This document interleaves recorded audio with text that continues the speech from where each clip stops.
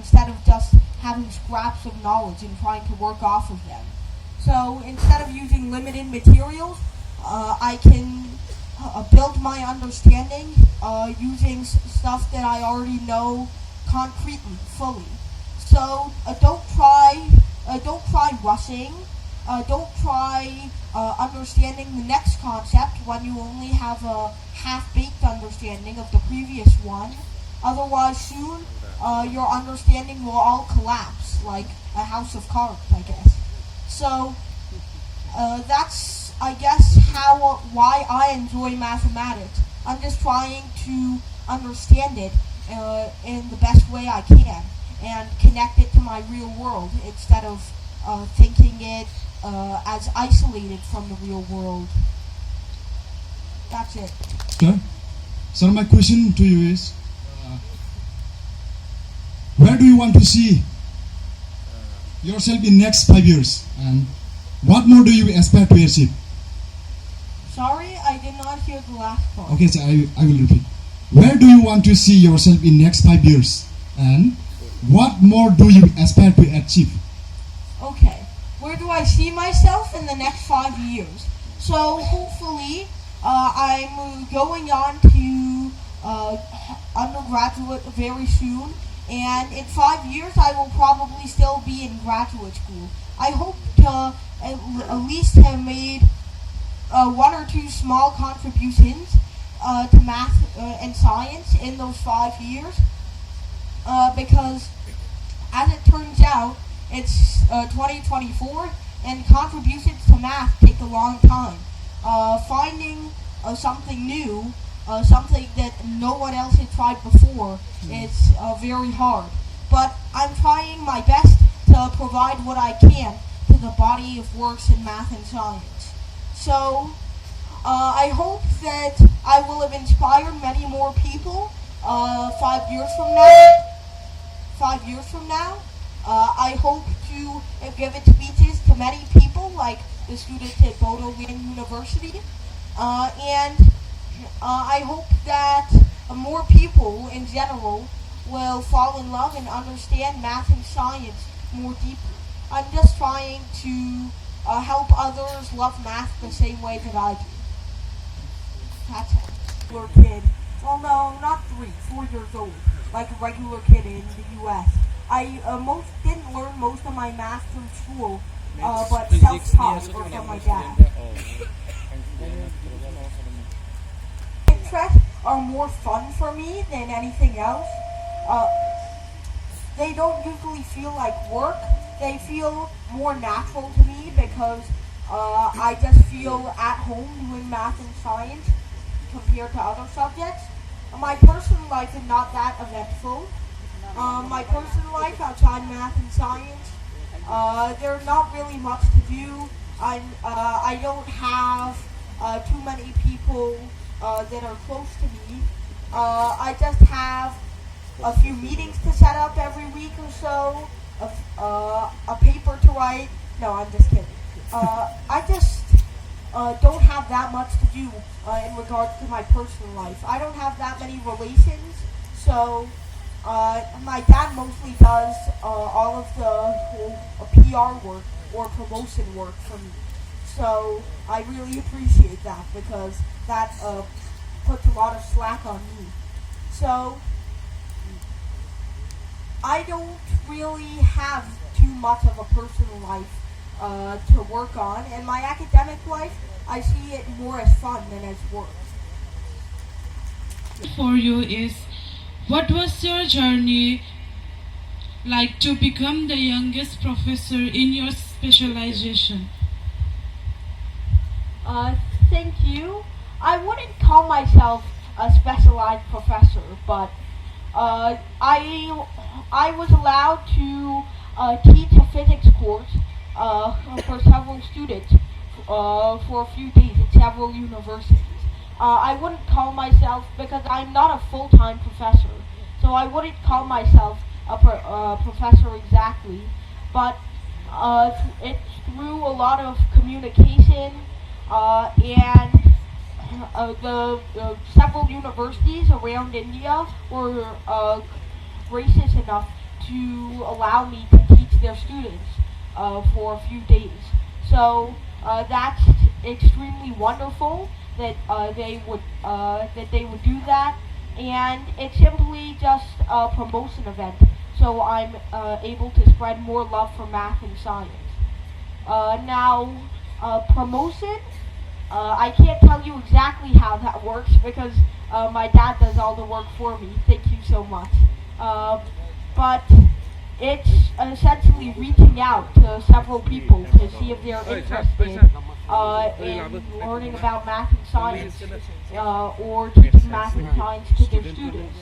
And if they agree, then I agree to head over because I appreciate no matter how big or how small a teaching commitment is. Because I'm making some contribution to the world. I'm helping at least one person learn math and science more efficiently. So, I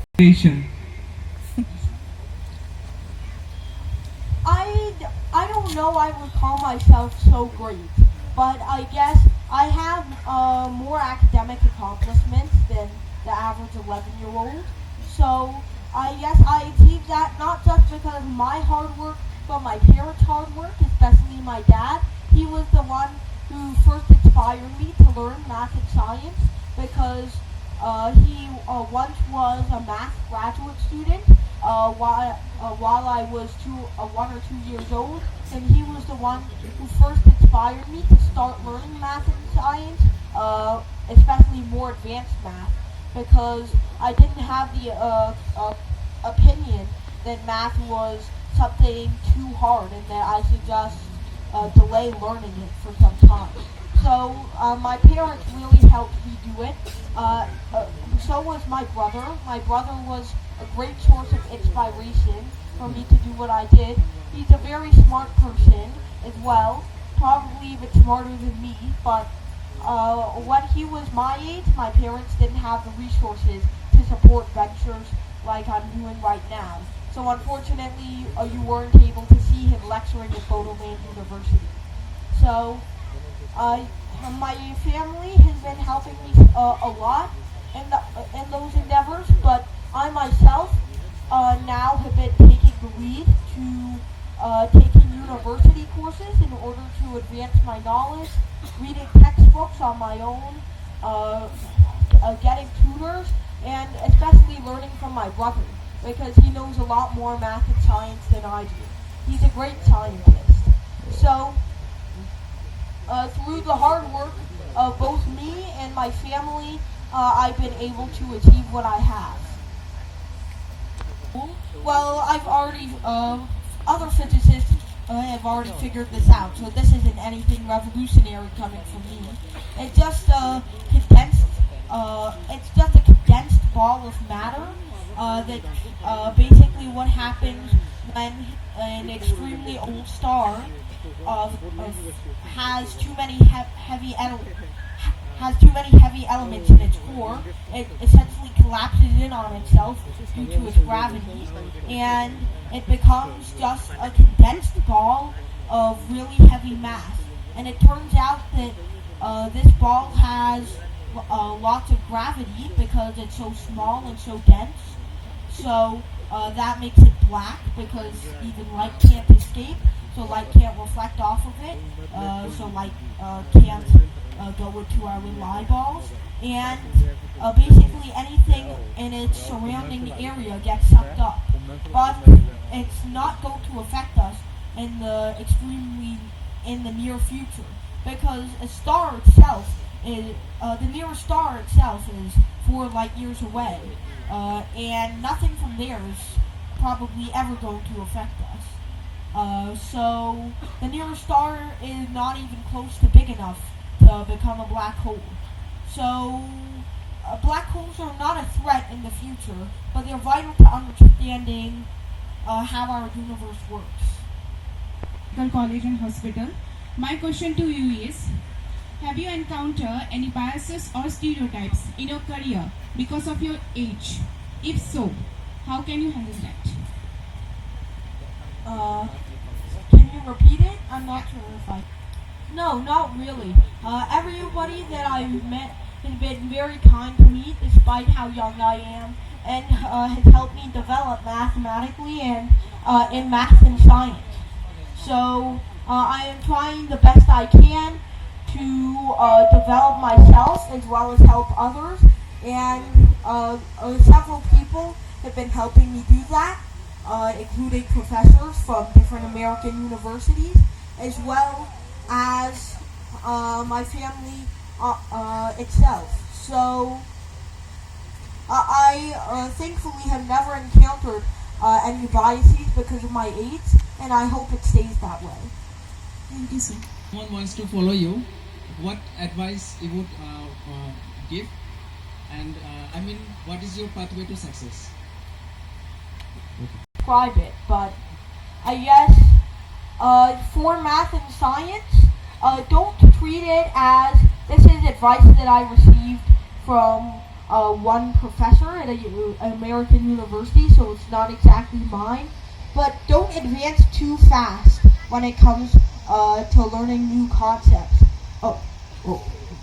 Don't do things just because they're advanced. Make sure you have a full understanding, because if you understand 50% of one thing and then you try learning something that builds on it, you only understand 25% of that, and then you try learning something that builds on it, and you only understand 12% of that, and eventually you figure out that you haven't really learned anything at all, and you've just fallen on your face. So instead of just burning out and being exhausted like that, you can instead try to learn it at an organic pace, what works for you, and make sure you have things nailed down before you try moving on to anything else that builds onto them. You can always move to adjacent concepts instead of moving to upper level concepts. So that's my advice when it comes to math and science. Honor to meet you is in person today, and my question to you is time travel possible? I don't think so. I don't think time travel is possible because it would create a lot of paradoxes and a lot of bad things that certainly would not be good for the world. And if it was possible, how exactly would it be implemented? There's no known machine that can just send you back in time, and relativistically, that won't quite work either.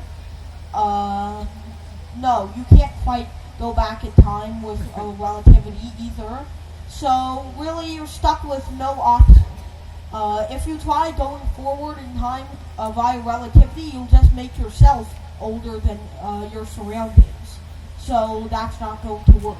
There's not really any known mechanism in science that we can use for time travel, but if it gets invented in the future, I'm probably not going to use it. Alright. Can we go faster than speed of light?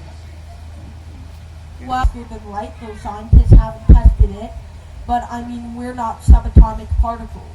And going faster than light would probably make our bodies vaporize anyway, because of how much energy you would have to have. So,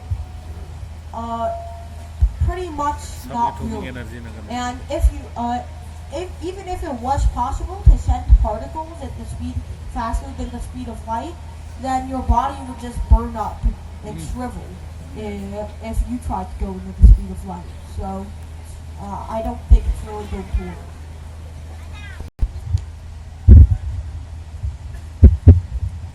Hello, Professor Bari. Myself, Rezaul Alam. So my question is like string theory. So the common version of string theory has 10 to 11 dimensions, if I am not wrong. So we are aware of 4 dimensions, the 3 spatial and other one is time. So is there any possibilities that you could experience the other dimensions?